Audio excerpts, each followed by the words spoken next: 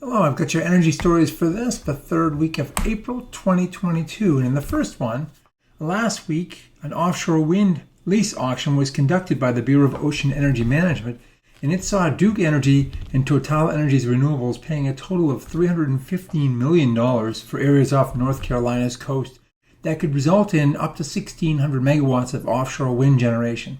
While not close to record prices we've seen further north, these were 17 times what was paid per acre off North Carolina just 5 years ago. While offshore wind may be looking good, things are still very unsettled in the solar area. The California Public Utilities Commission is taking another shot at revising the state's net metering policies, so-called NEM 3.0, after there was pushback on the last iteration that would have severely diminished net metering payments and implemented monthly fixed costs on solar owners. This past week, the PUC opened up a new comment period through June 24th.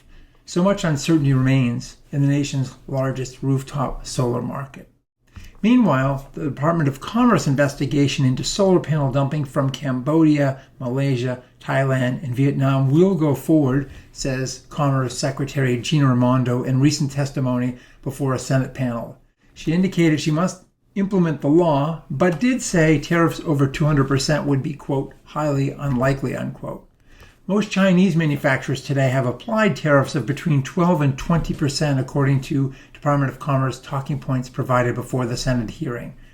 The DOC has until August 30th to release preliminary findings, and meanwhile the industry suffers in the face of this uncertainty.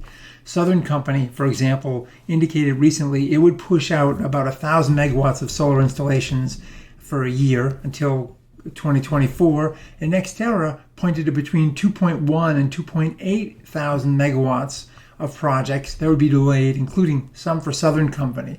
And in its investor call, NextEra's EVP Kirk Cruz commented that this price uncertainty could result in the U.S. going back to importing panels from China, since at least there's a known 10-year history of tariffs. While the DOC is gumming up works in that area, the Department of Energy is trying to expedite transmission, and the Federal Energy Regulatory Commission, the FERC, is trying to expedite the process of interconnection of new projects into the national power grid.